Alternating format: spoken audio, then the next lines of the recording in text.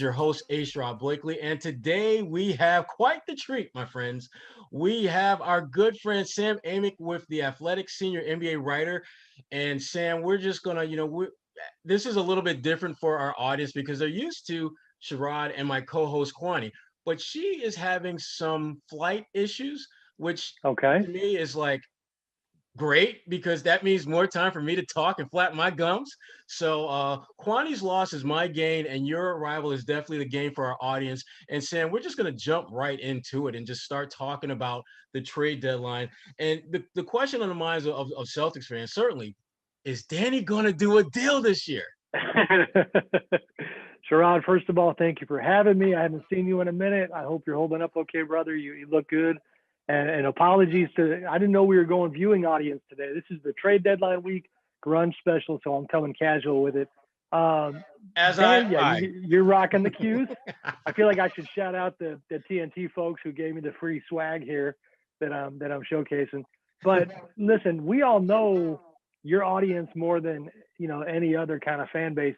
That the Danny, is he going to do it? Is he not? Game is something that has kind of taken on a life of its own, and it's not just in Boston. Now it's around the NBA, with other teams even kind of shrugging and at times rolling their eyes, going, "Oh, okay, the Celtics have 15 more guys that they're going to go add."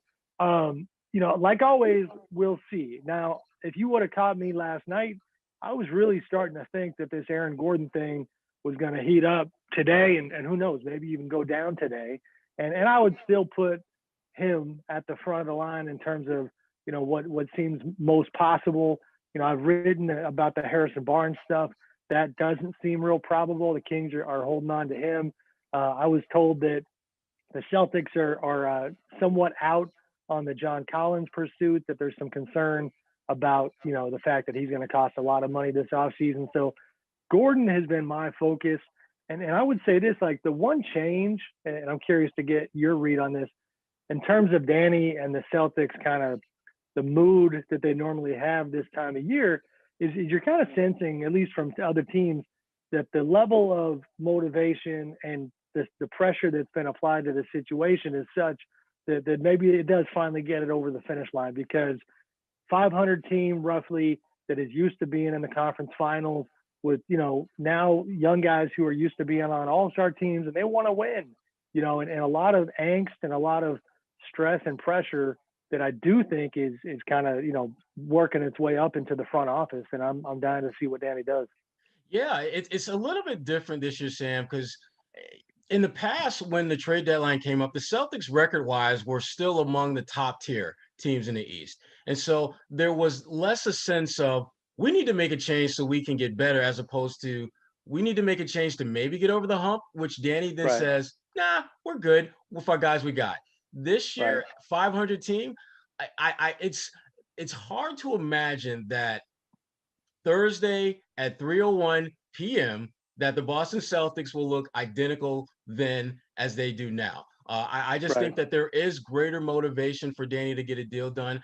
He has a ginormous, trade chip with that player exception with the Gordon Hayward sign and trade with Charlotte to play with. Plus, he's got the minor ones. He got like another $5 million exception for Enes Kanter, 2.6 million for Vincent Poirier. So he's got some multi-level options that he can use and not have a significant impact on this roster. But with the trade player exception, as you know, they're hard capped out. So even though Right, it's worth 28.5 million, they can't right. use all that money out there. And John Collins on many levels would make sense. But Aaron Gordon, when you look at the type of players that Danny is building as part of his core, Aaron Gordon kind of fits the profile in many respects. And I know you and Jared Weiss, you guys, as you mentioned, you guys wrote about that for The Athletic. And I'm just curious, in your reporting, what are the kind of assets that teams, or specifically the Orlando Magic, are looking for if they're going to part ways with Aaron Gordon, who, from everything I've heard, their asking price is pretty steep?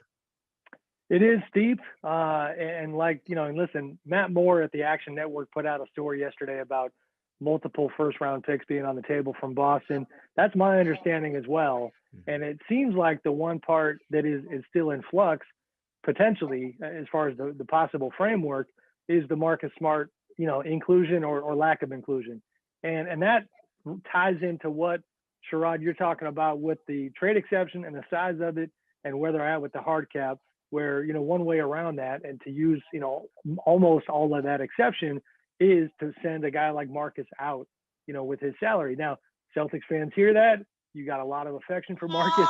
Yeah.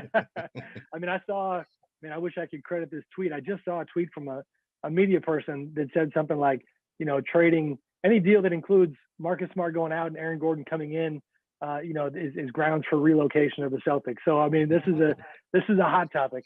And I wonder though, and you're a lot closer to it than I am.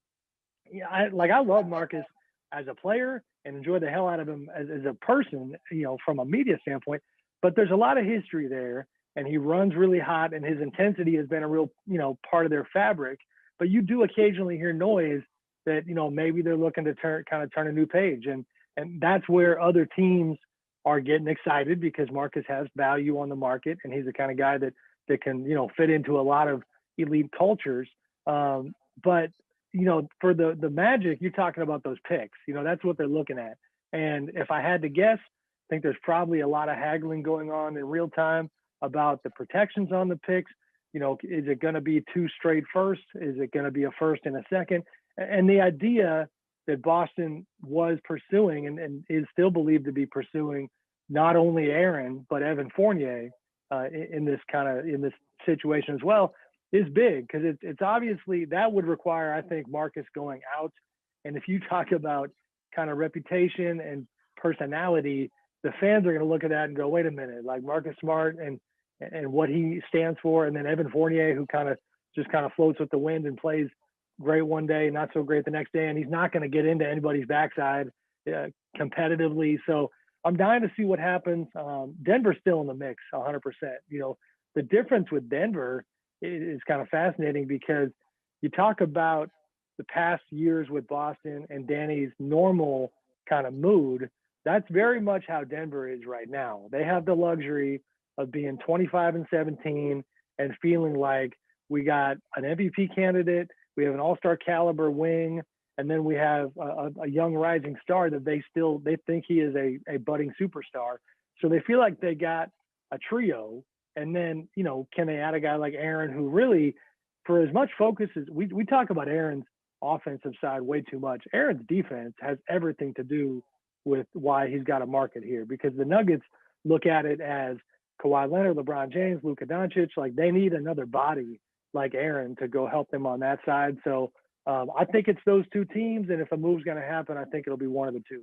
Yeah. And the other thing about Aaron Gordon that I think, people don't really think about or talk about is you look at the kind of personnel that he has been surrounded by in Orlando. And that's not conducive to a guy being a good scorer, particularly when you're talking about someone who has to rely on others to get him the ball, to recognize where he can be effective. He really hasn't had a top tier point guard that he's played with, since he's been down there. And I'm just curious what he would look like with a team that had, frankly, better talent, more guys who understand the importance of ball movement and facilitation and things of that nature.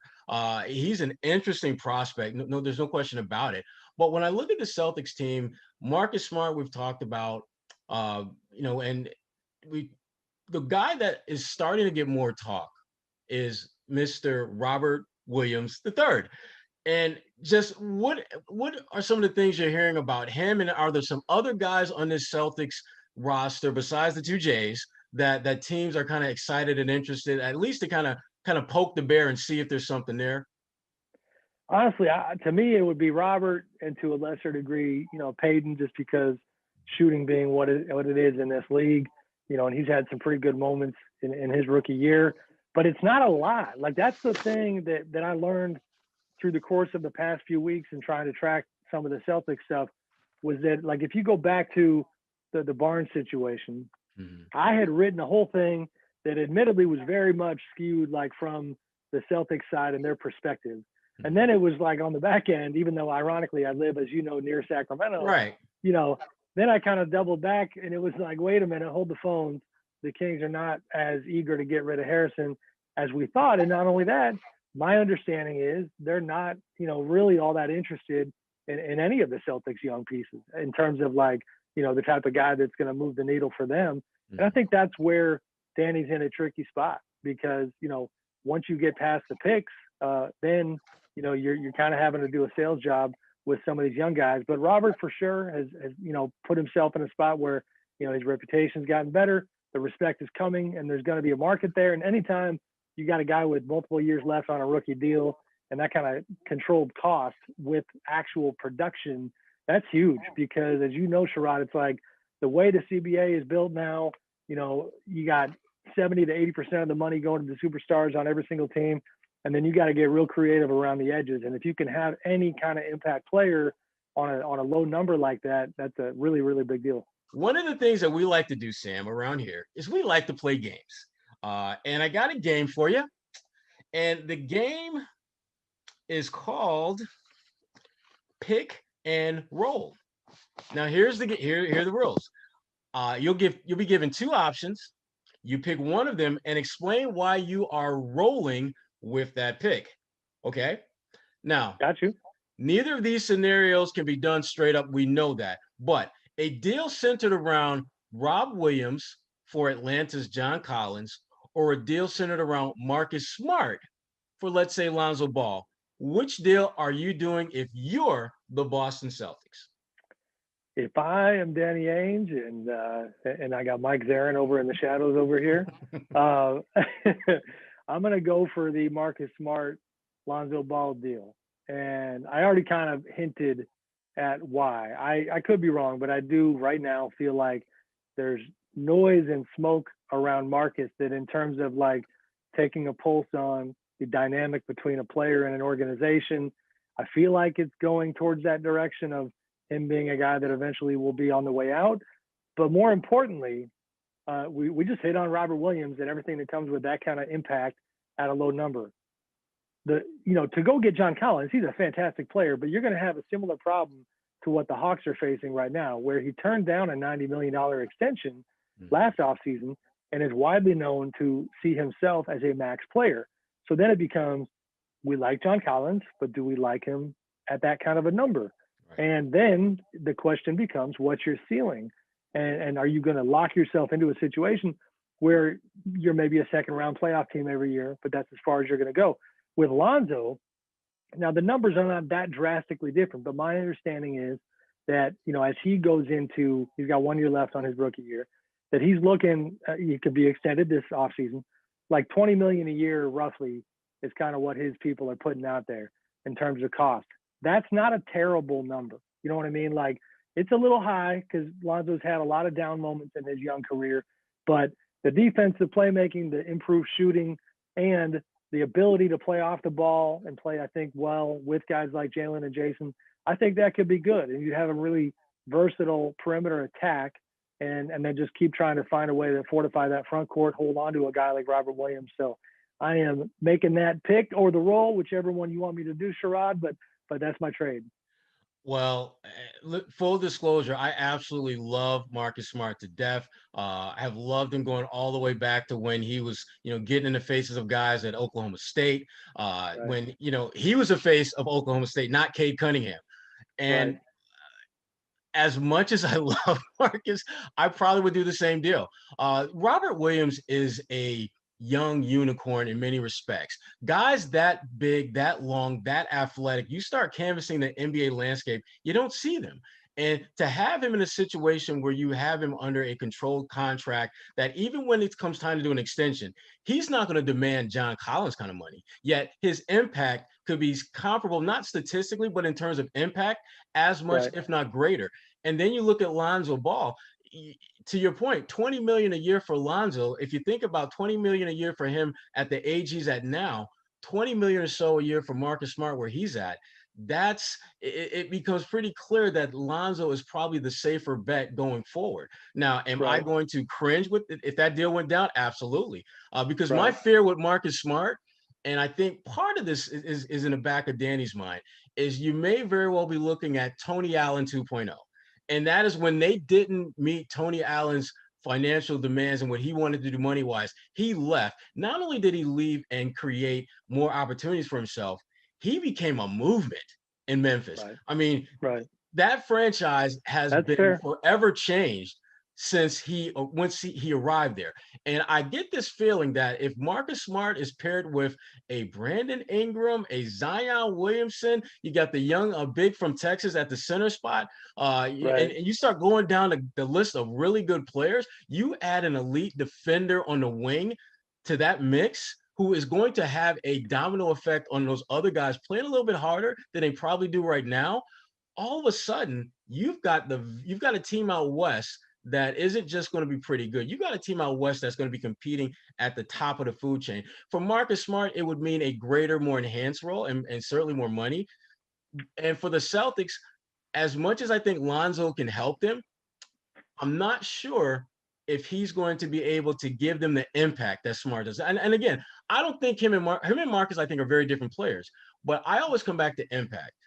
And I'm not sold on him elevating his play to where he can be comparable from an impact standpoint, which means Tatum, Brown, Kimbo, Robert, one of those guys is going to have to take their game to an even higher level. So those are my big concerns about doing that deal. But I hate to agree with you on that one, Sam, but I do. I know, man. I was going to say, though, you got me thinking the Tony Allen comp is really interesting. And I got to be a little careful to not think in my mind that Marcus is older than he is. And this guy's in the prime. I just cheated and looked at my phone real quick. He's 27 years old. Right. You know, and I mean, you're potentially, you know, parting ways. Your best years. Yeah. In his prime. Now, the tricky part is I'm a sucker for the human component, the locker room stuff and all that. And it's like, you also have a fair amount of baggage. And I'm not saying that only in a negative way, but just history with Marcus and this environment. And he is so competitive. I think sometimes what you see is if guys who are that competitive, you know, are kind of giving it their all every day of the week, and it's not going where they want it to go, after 2, 3, 4 years, you know, can you keep that connectivity together? And can you avoid having the kind of darkness over that group that sometimes kind of leads teams to get derailed? And that's stuff that only Marcus knows. But I mean, I was in the bubble during the playoffs and covered real closely, you know, when he wasn't happy about things after that one playoff game and had the locker room blow up. And, you know, he is a dude who runs hot. And I think 80-90% of the time it's for the betterment of the team. And then other times it's too much. And, you know, that's where we're never going to really know kind of how that's looking internally right now, unless you give Jason and Jalen and Brad and Danny and all them some truth serum and have them tell you. But, you know, you could be right. I mean, the Tony Allen 2.0 thing is really fascinating.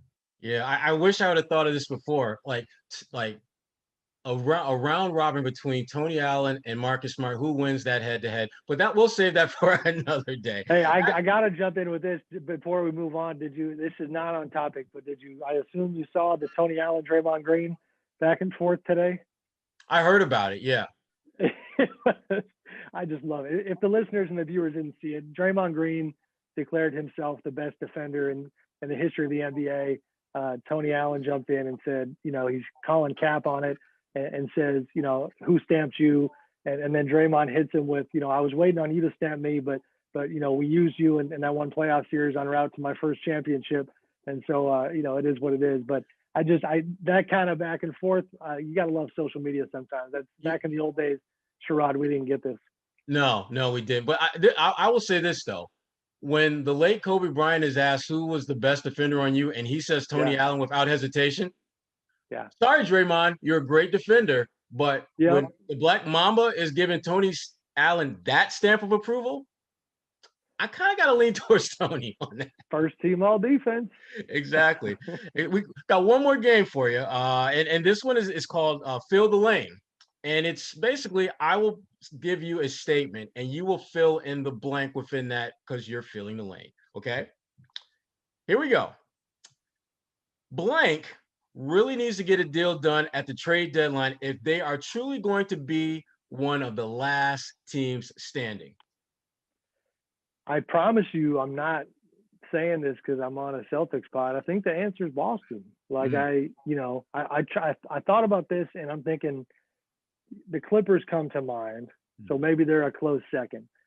They feel pretty good about their group. I don't know if I believe them, but they claim they feel really good about their group, you know, and that the bubble had all kinds of negative impacts on their chemistry. The rest of the story. Montrezl Harrell out. Right. Serge Ibaka in, guys like that. Nicholas Batum's been really good. So they've kind of made their moves. And if I thought about picking them, but it's like they've made their moves, and now they're being patient to see if they pay off. I don't think they're going to get in on Kyle Lowry. Maybe they get a playmaker, a George Hill, somebody like that. But with Boston, it just feels like everything is getting ratcheted up right now. I mean, Brad Stevens is having to face questions about going to Indiana. Well, that wouldn't be happening if they were, winning at a 70 or 80% clip. Danny, you hear stuff. Danny is just widely known as like Mr. Cool as a cucumber, right? Like nothing phases him, just kind of, making his way through life. And now for the first time, you hear little kind of stories about, Danny's a little tight, and he knows how important this time is. So, I don't know what the exact stakes are if they don't make a move that helps, but you got two all-stars who are a couple years away from free agency, in I think 2024 and 2025, and Brown and Tatum. And it's a lot. And you can't have the momentum go, if you need to take a pause to rebuild a little bit on the fly and then get back in the game, fine.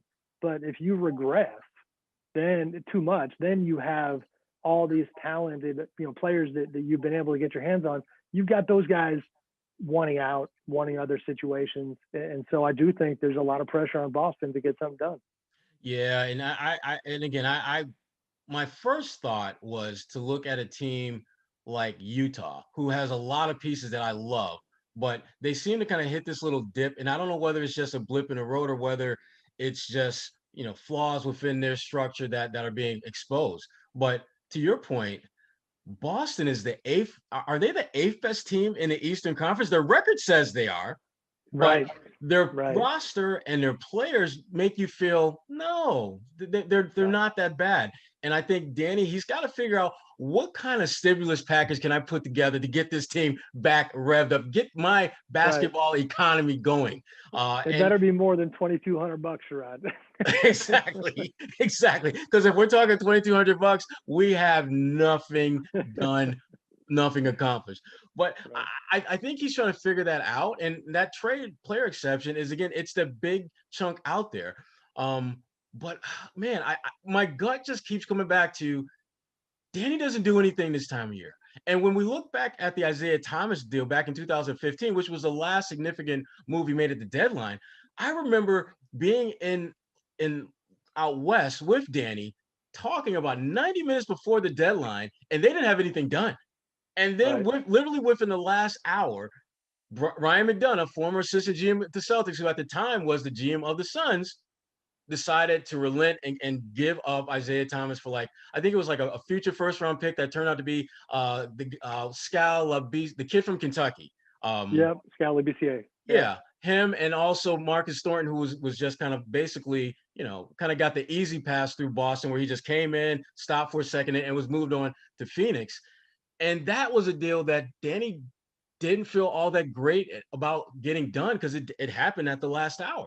So I get the sense that if they're going to get a deal done, it's going to kind of go down like that, where Danny is going to just pretty much figure this is just going to be another year.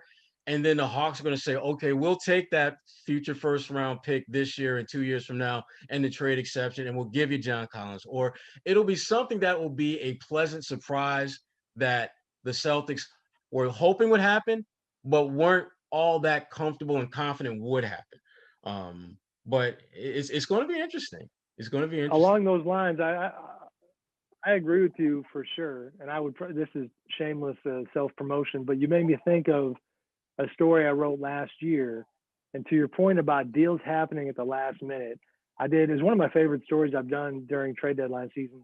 I talked to 3 executives on the record just about kind of their most memorable moments this time of year. Well, one of them was Mike Zarin of the Celtics.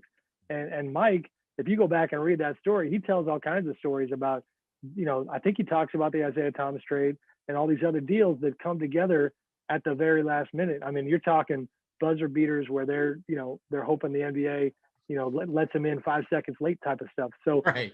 That's the stuff. As much as we cover this real closely, we still don't get that on the other side here.